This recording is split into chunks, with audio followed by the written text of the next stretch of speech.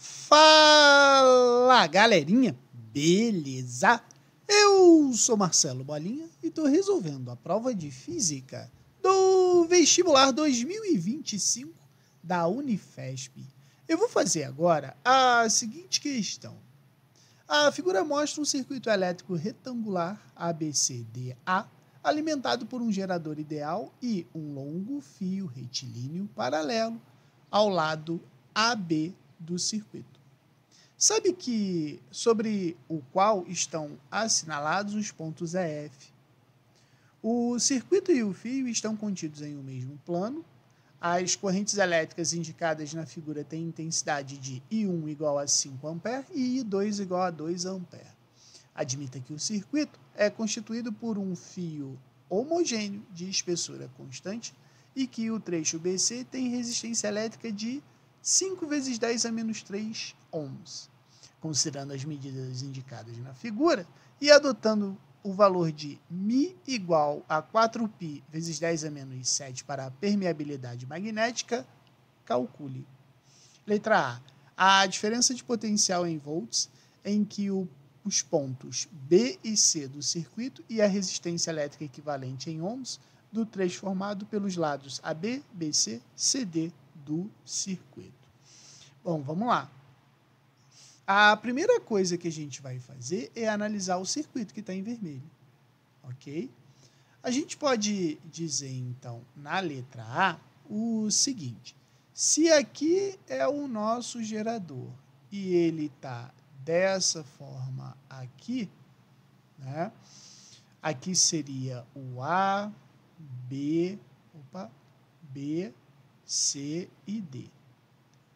Se a gente considerar o fio, né, esses trechos aqui, como se fossem resistores, vamos botar assim, ó, esse aqui seria o resistor AB, esse aqui o resistor BC e esse aqui o resistor CD, ok? A gente pode pensar nesse cara da seguinte maneira. Ele falou que a corrente elétrica que está circulando aqui é a corrente elétrica I2. Né? Ó, é a corrente elétrica I2. A gente acaba notando que todos esses resistores, eles estão associados em série. Quando eu tenho a associação em série, a gente tem que lembrar que a corrente elétrica é a mesma em todos os resistores, porém a DDP ela é diferente, ou seja, ela muda em cada resistor, tá? E a gente também pode falar o seguinte, a lei que vai reger esse sistema é quem vê, ri. Então, o que o problema está falando? Ele quer que a gente calcule a DDP entre B e C. Então, entre B e C, eu vou usar a resistência de BC e a corrente elétrica do circuito, que é a I2. Então, o entre B e C vai ser igual. Qual é a resistência entre BC? Ele deu ali, ó, 5 vezes 10 a menos 3, vezes a corrente elétrica I2, que a gente sabe que é de 2 A. Então, a DDP entre BC vai ser igual a 10 vezes 10 a menos 3 volts. Ou a gente pode escrever, né? Vamos botar aqui, ou 1 vezes 10 a menos 2 volts. Acabei de calcular a minha DDP. Só que agora ele quer a REC, né? Ele quer a resistência equivalente do trecho formado BC, AB, BC e CD. Então, foi o que eu falei. A gente tem aqui 3 resistências associadas em série. Então, como eu tenho resistores associados em série, a resistência equivalente vai ser a soma, né, desses resistores. Então, o resistor de AB mais o resistor de BC mais o resistor de CD. Aqui a gente pode perceber o seguinte, veja bem, de B a C tenho 10 centímetros, de A a B eu tenho, cadê a figura? 30 centímetros. Então, olha o que eu posso pensar aqui, que a resistência entre A e B equivale a 3 resistências BC, já que a resistência BC tem 10 centímetros e aqui tem 30. Então, fica 3BC mais RBC mais 3 resistência BC, já que de C a D equivale a 30 centímetros também. Então, eu sei que a minha resistência equivalente aqui vai ser 3, 4, 7 resistências de BC. Então, agora ficou fácil. A resistência equivalente vai ser 7, que multiplica a resistência de BC, que é 5 vezes 10 a menos 3. Então, a minha resistência equivalente aqui vai ser o quê? 35 vezes 10 a menos 3 ohms. Ou, se você quiser arrumar, né, vamos botar aqui, ou 3,5 vezes 10 a menos 2 ohms. Beleza? Agora, eu vou fazer a letra B. A letra B fala assim, a intensidade da resultante das forças magnéticas em Newton, devido à interação entre o segmento EF do fio e os lados AB e CD do circuito. Aqui, a gente tem que lembrar o seguinte, eu vou ter aqui 2 condutores em paralelo, né?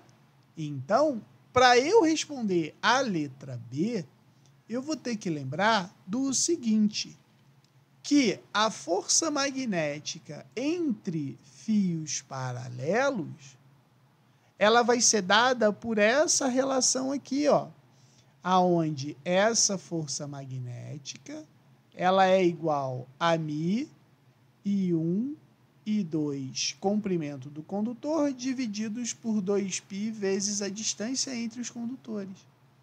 Lembrando que se a corrente elétrica está no mesmo lado é a atração, quando elas estão no lados opostos, né, uma subindo e outra descendo, por exemplo, elas têm a repulsão. Então agora, o que eu vou fazer? Eu simplesmente vou calcular a força magnética. A primeira força magnética, que seria a do condutor 1, é igual permeabilidade do meio, 4π vezes 10 a menos 7. Né? Então, aqui vai ficar 4π vezes 10 a menos 7, que o texto deu ali para a gente. As correntes elétricas dos condutores, uma é de 5, a outra é de 2. Então, aqui eu vou botar assim, ó, 5 vezes 2. E qual é o comprimento do condutor aqui? O condutor aqui, ele tem 30 centímetros, mas eu não posso usar centímetro porque aqui está em metro. Então, 30 centímetros, eu posso colocar como 30 vezes 10 a menos 2 metros. Tudo isso dividido pela distância, que vai ser 2π vezes. Qual vai ser a distância entre os condutores? Cara, aqui, entre esse condutor e esse, a distância é de 2 centímetros. Então, aqui vai ser o quê? 2 vezes 10 a menos 2 metros. Ok? Então, aqui eu posso fazer algumas simplificações. Esse cara com esse cara, esse aqui com aqui vai dar 2. Esse 2 com esse aqui, né? Então, vai ficar o quê? Vai sobrar para mim 2 vezes 5, 10. 10 vezes 30, 300 vezes 10 a menos 7, que foi o que sobrou para mim. Então, 300 vezes 10 a menos 7, eu posso escrever como 3 vezes 10 a menos 5 newtons. Achei quanto que vale a força 1. Agora, eu tenho que fazer a força 2. Eu vou repetir, ó. A permeabilidade é 4π vezes 10 a menos 7. as correntes elétricas é de 5 e 2. E agora, qual é o comprimento do condutor? É o mesmo condutor. 30 vezes 10 a menos 2 metros. Aqui embaixo vai ser 2π. Agora, qual é a distância entre os condutores? O outro condutor não é o condutor CD? O CD está a que distância do condutor EF? Toda essa distância aqui, que é o quê? 12 centímetros. Então, aqui vai ficar 12 vezes 10 a menos 2 metros. Então, eu posso fazer agora as simplificações. Ó. O 2π com 4π dá 2, certo? O 10 a menos 2 com 10 a menos 2.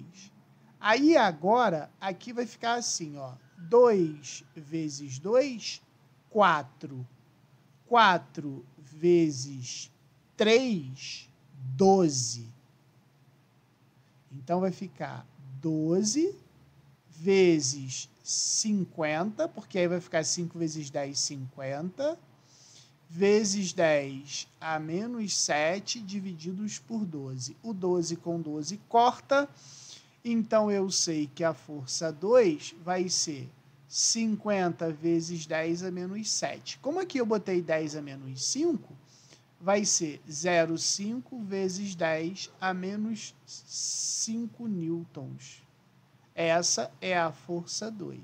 Só que ele está pedindo a força resultante. A força resultante nessa nossa situação, ela vai ser igual à força 1 menos a força 2. Ou seja, 3 vezes 10 a menos 5 menos 0,5 vezes 10 a menos 5. Então, a minha força resultante vai ser o quê? 2,5 vezes 10 a menos 5 newtons. Beleza?